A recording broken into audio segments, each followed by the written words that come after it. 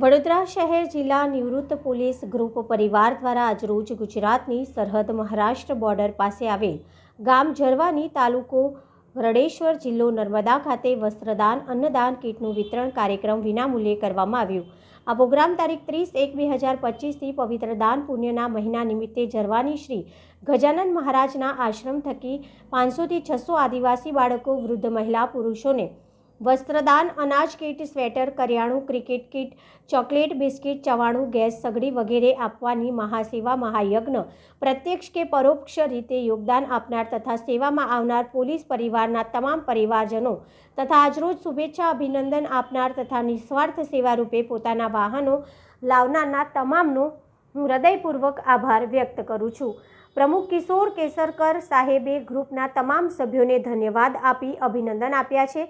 ભવિષ્યમાં આવા સેવા ઉમદા કાર્યમાં આપને તમામ મળી સહકાર આપીશું। આજના કાર્યક્રમમાં 30 ઉપરાંત નિવૃત્ત પોલીસ કર્મચારી ભાઈ અને બહેનો આ કાર્યક્રમમાં જોડાયા હતા।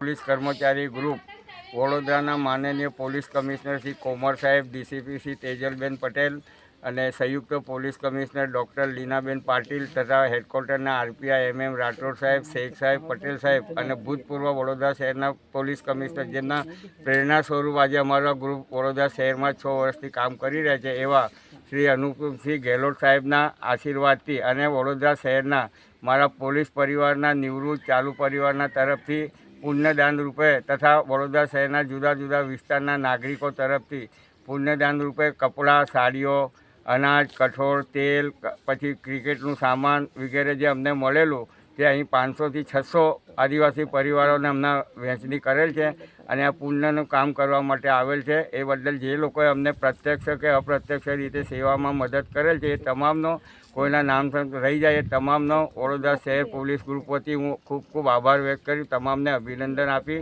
અને આવી જ પ્રેરણા અમને મળતી રહે અને આવા જ આગળ અમારા હાથે સુખ દુઃખના કાર્યક્રમમાં ભાગ લઈ અને સુખના કામો ચાલે કરે એવી અમે પ્રભુ પાસે પ્રાર્થના કરીએ છીએ ને શ્રી ગજાનન મહારાજનો પણ આશીર્વાદ મેળવેલ છે। જય હિન્દ, જય ભારત।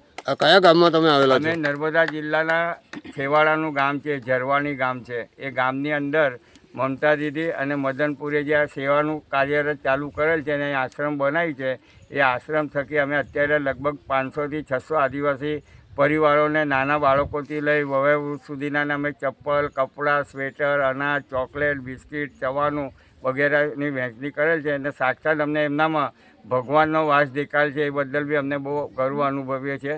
જય હિન્દ, જય ભારત। આપનો પરિચય? કિશોર કેસરકર, વડોદરા શહેર જિલ્લા નિવૃત્ત પોલીસ કર્મચારી ગ્રુપ પ્રમુખ।